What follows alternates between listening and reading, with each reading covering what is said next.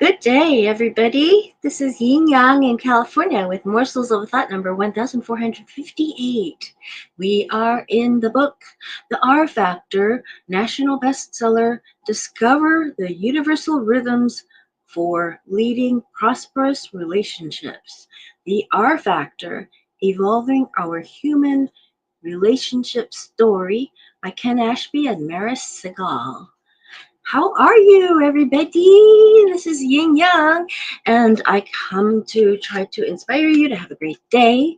I hope to impart some good knowledge, morsels of a thought of wisdom, to try to educate a little bit, and to entertain, and hopefully to inspire you to have a good day. Like I say, wisdom. It's wisdom to know the right thing to do. It's a virtue to actually be doing it. So we learn through morsels of a thought. Hopefully that we have wisdom to use for virtue. Okay, responsibility is this chapter we are in right now in the book. The authors say responsibility. In the rhythm of responsibility, we are intentional, we are committed, we communicate clearly, and we stand accountable for our actions. When we are responsible, expectations are aligned and our relationships are full of possibilities. Intention. That's chapter 7. Intention is the fuel for ascension.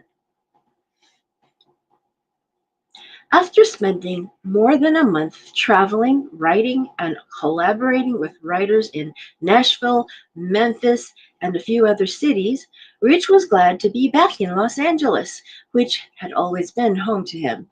Not only was he more familiar with palm trees than granite oak trees, but LA was about family. It was where his father was, and his father was the one person he respected, trusted, and felt connected to more than anyone else. Stepping into the crowded airport terminal after exiting the plane, he decided to grab a quick cup of coffee, hoping it would help him avoid the crowd as the rest of the passengers headed to claim their luggage. After the barista handed him his drink, and just as he was sitting down, an announcement over the intercom caught his attention. Mindy Rhodes, please report to gate 42. I repeat, Mindy Rhodes, please report to gate 42. His head snapped from one side to the next. Mindy Rhodes? Could it be the same Mindy Rhodes that he'd met? Instinctively, grabbing his drink, he rose from his chair and started walking in the direction of gate 42, which, as luck would have it, was on the opposite end of the airport. Knowing he had quite a knowing that he had quite a distance, knowing that he Knowing that he had quite a bit of distance to cover, Rich picked up his pace, scurrying around other passengers who were milling about or talking on their phone until it was time for them to board. Chances were slim that he could make it to gate 42 in time to ascertain if the page was for the Mindy Rose that he knew, but for some reason unknown to him, he was compelled to give it a try. Slightly out of breath, he approached the gate and was immediately disappointed that he didn't see her. Can I help you, sir? The gate agent asked. Oh, Mindy Rhodes was paged to this gate a few minutes ago. I was hoping to catch her, he informed her.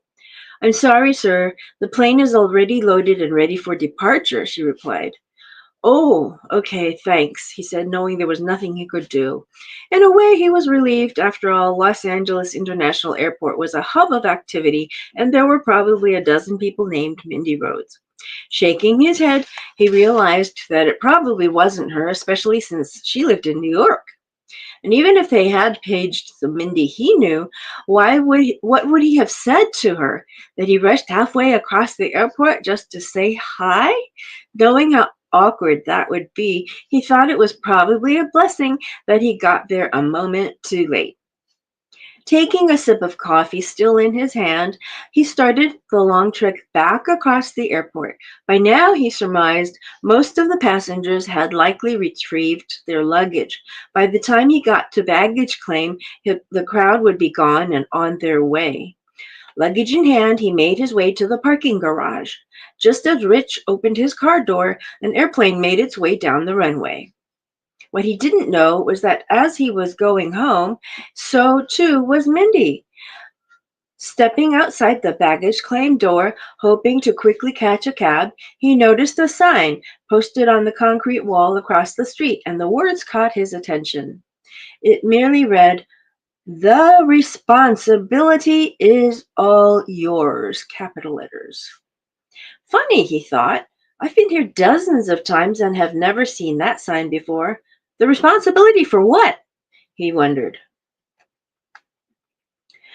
The next day, visiting his father was the first thing on his agenda.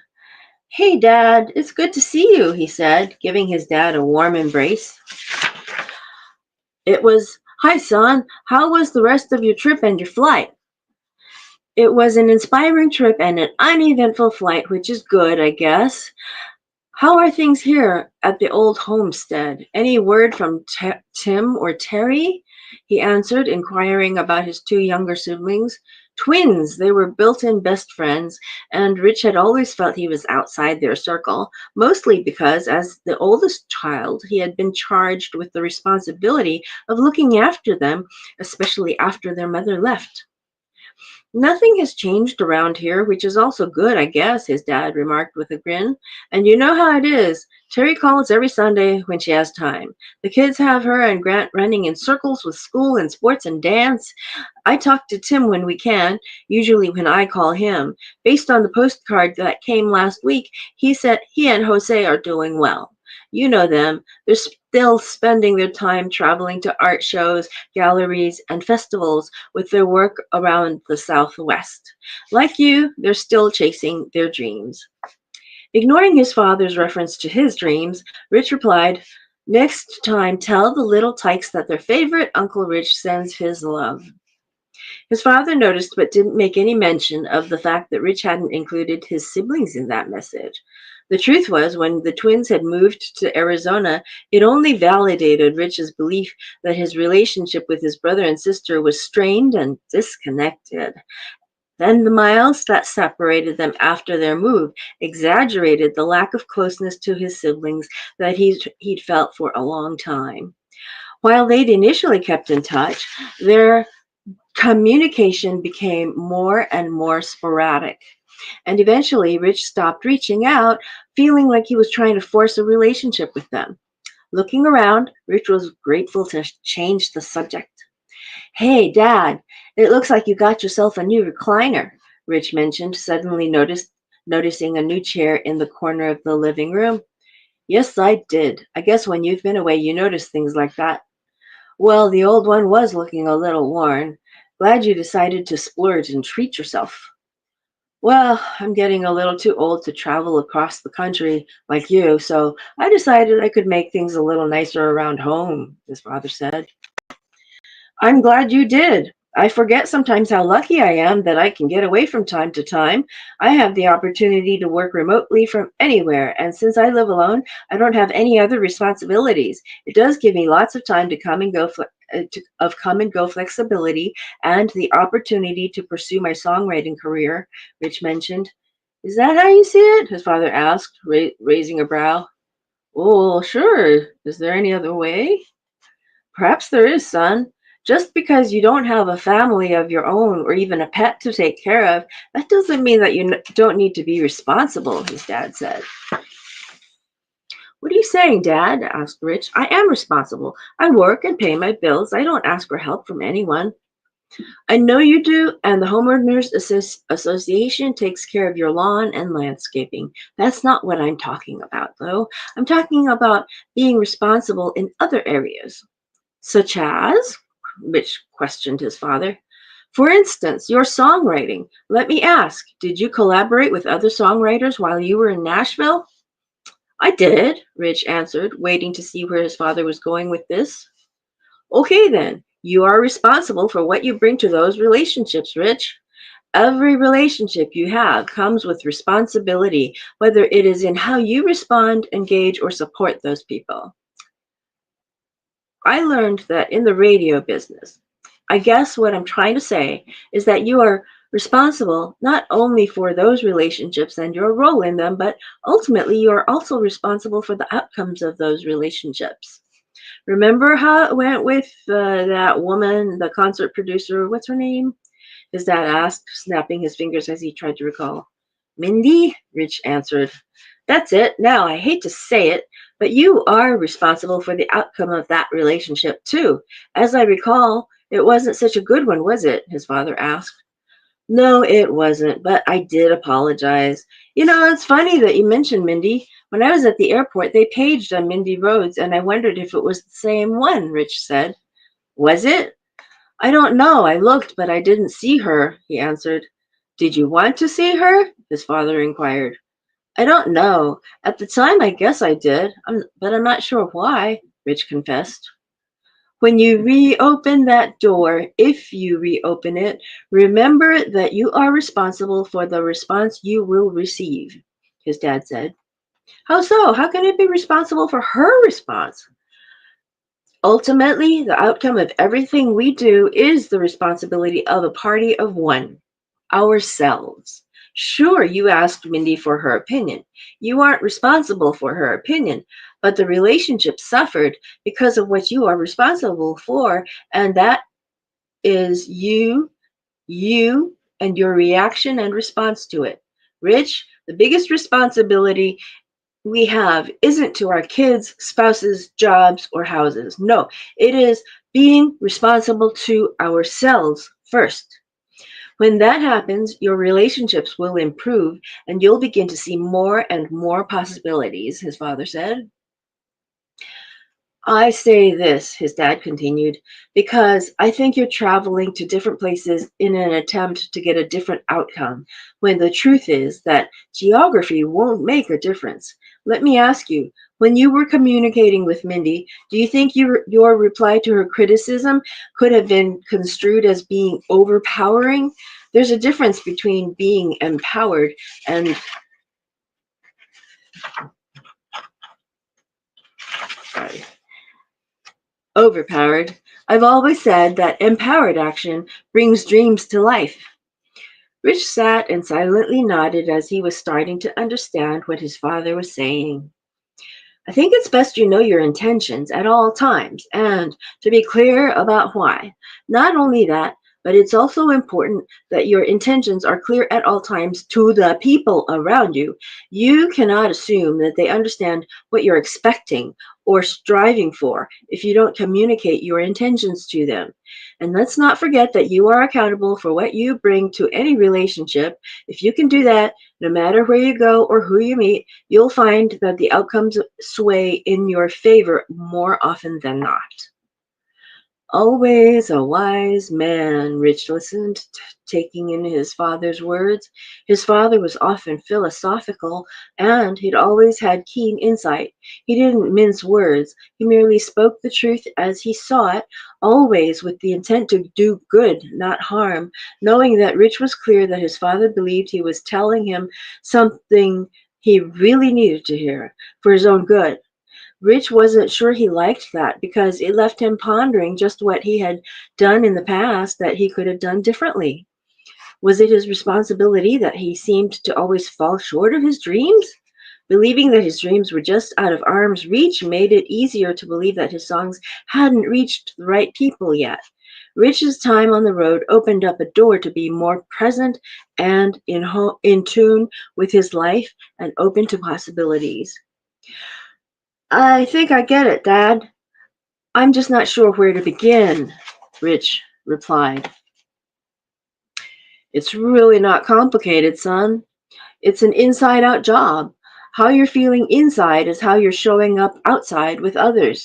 It starts with a good relationship with yourself, which is what you need before you can expect good relationships or outcomes with the people you know. Only then can you have a relationship with your music, your career, your network, and your community. Know your intentions and what you want to accomplish, but be clear. Be clear about why you want it and don't let your ego rule you. Then you need to be accountable for everything you do or don't do. When you have a trusting relationship with yourself, you bring your best to the rest of the world.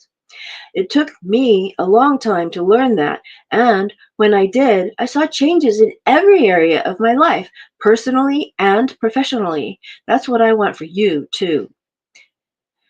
After a thoughtful pause, Rich spoke up. Is it possible that I was chasing my dream when I ran across the airport to see if it was the Mindy I knew at gate 42? That maybe I was still hoping that if she saw me, it would change something? It could be, but I don't think you're ready. What was your intention if it was her? To have a chance to quickly say hi? Maybe give her another song to listen to? Why did you chase after the possibility of seeing her, and what outcome were you hoping for, Rich? I don't know, he admitted. Then you're probably right, and you were chasing your dream, but you weren't being responsible for your intention, actions, or outcomes.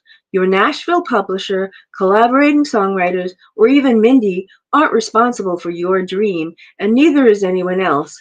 The only one responsible for that is you.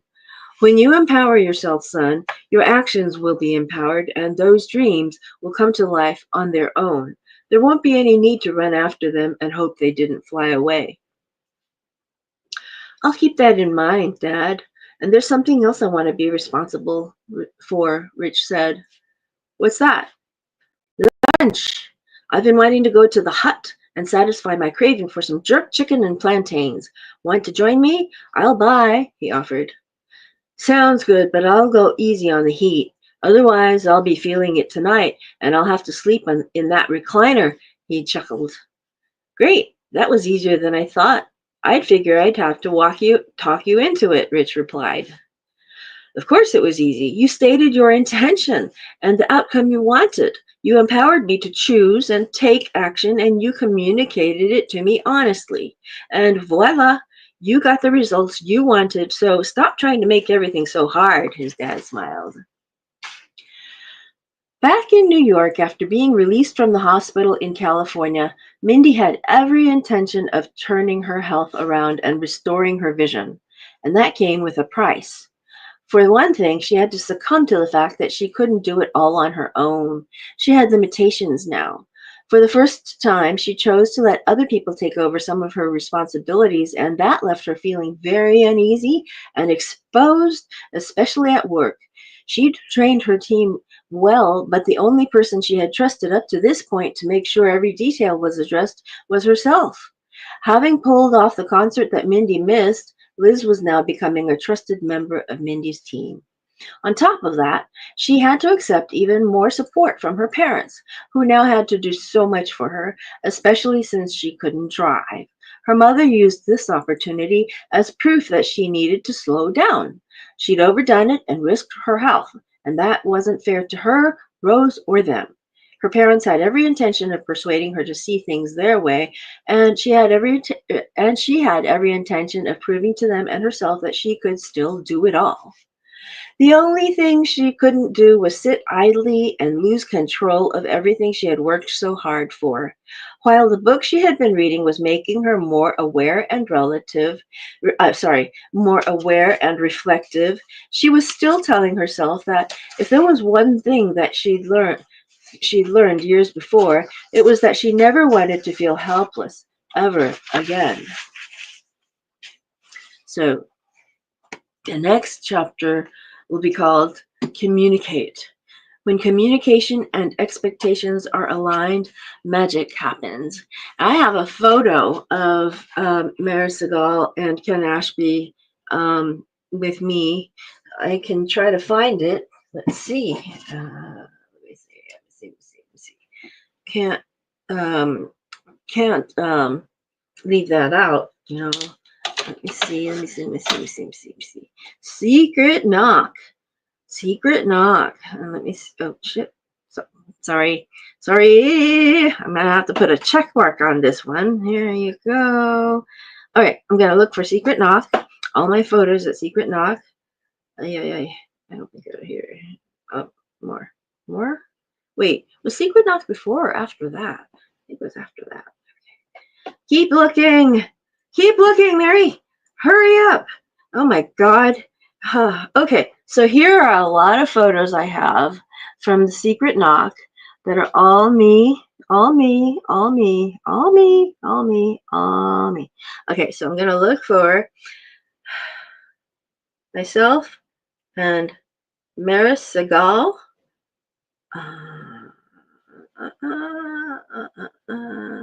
Maris Segal. Oh, oh, oh. I don't think they're in here. That's kind of weird. Um, well, okay, there's JJ.